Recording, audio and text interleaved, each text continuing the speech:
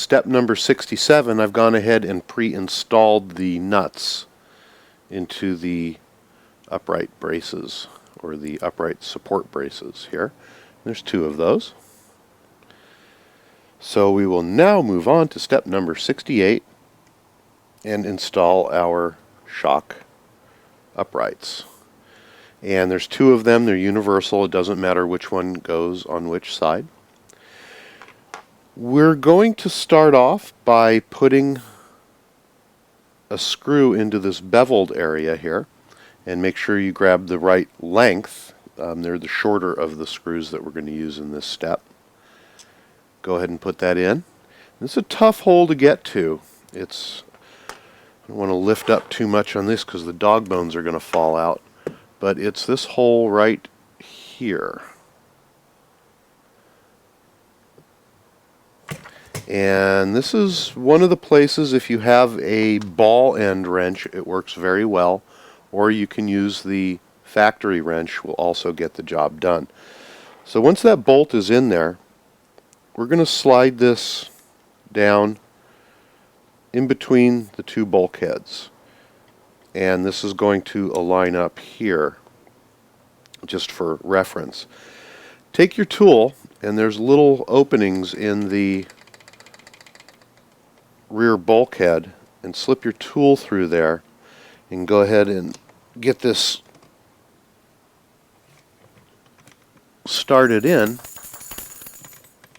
and screwed in. It's a little difficult to find it, and it's at a little bit of an angle, but I have faith in you. Go ahead and get that screwed in and tightened down.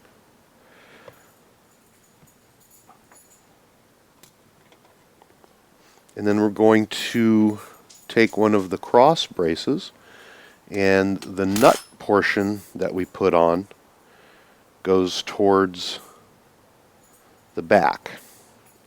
And this is going to slip in right here. So we're going to take one of our longer screws, put that in,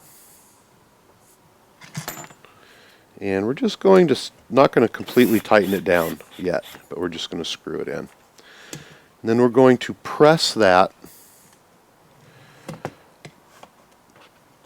Again, it's difficult. I don't want those dog bones to pop out.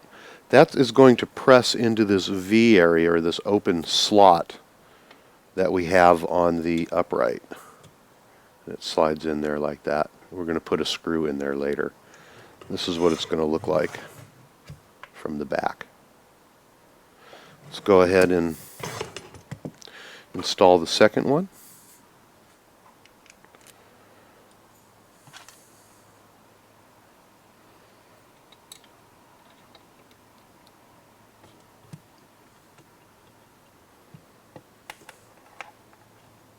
Get the screw started in.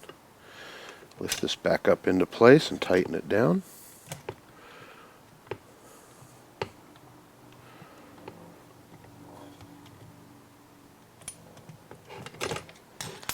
And then put the second cross brace in.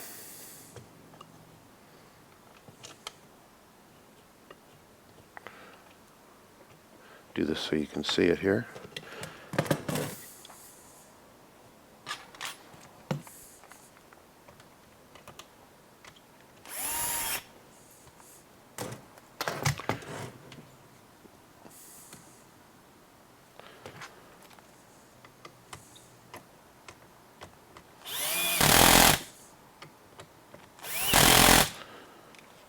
Alrighty, that concludes step number 68. I'm going to go ahead at this point and get the parts out for steps number 69 and 70. What are we working on? 69 in the manual. I've gone ahead and pre-installed the nuts into the nut keepers, very similar to what we've done in the past.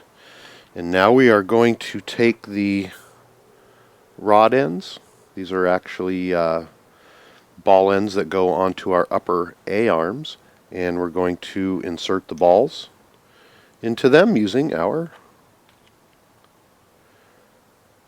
ball inserting tool. I love this thing. It's so fun. Makes life so easy. We're going to do that for both.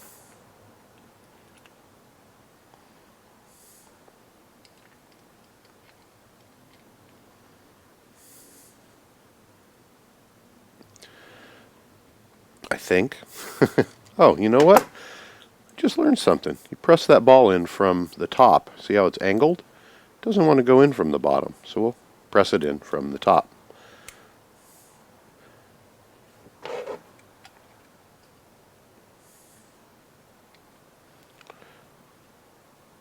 There we go. And they should have nice play in there. Shouldn't bind up. That concludes that very, very difficult two steps of 69 and 70. We'll lay out all the parts that we need for step number 71, and we'll be right back. Step number 71 is going to be to build the upper rear A-arms. Pretty straightforward, actually. We're going to get one of the long set screws, and there is a hex in there. I've been grabbing the wrong wrench all day here. There's a hex in here, and we're going to stick that in our screwdriver. And we are going to insert that into the end of our A-arm. Going to screw it in about half, well, a lot less than halfway. Just screw it in a decent amount. And then from there, we are going to grab one of our ends and screw it in. Might get a little bit tight as we go along here. I want to make sure that you get that started in and you're going in straight. They like to cock off at an angle sometimes, so you just have to force it until it goes straight. And if you look at the directions on page 36 in 71, we want a 12 millimeter gap in here. So we're going to continue to screw that in until we have a 12 millimeter gap. And it's starting to get a little bit tight, so I'm going to use my pliers and hold the end here while I screw it in.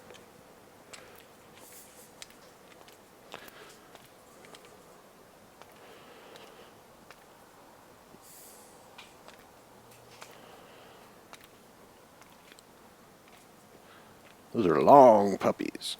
Okay, let's see how close to 12 millimeters we are here. It's a 1-to-1 on the photograph. Whoa, look at that. We are right on the money. Damn. So this is how it's going to look when we're done.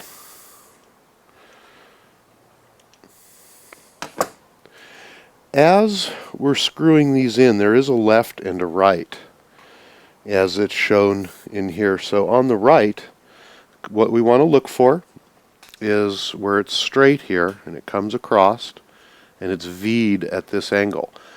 As we hold it like this, we want to make sure that this one goes up.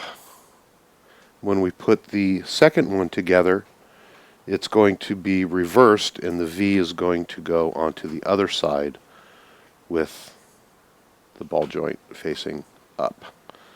If that makes sense. So just look at your directions on that, and if it's backwards, you'll find out real quick. We're going to go ahead and build the second one off camera. When we come back, we're going to have all of our parts ready for step number 72.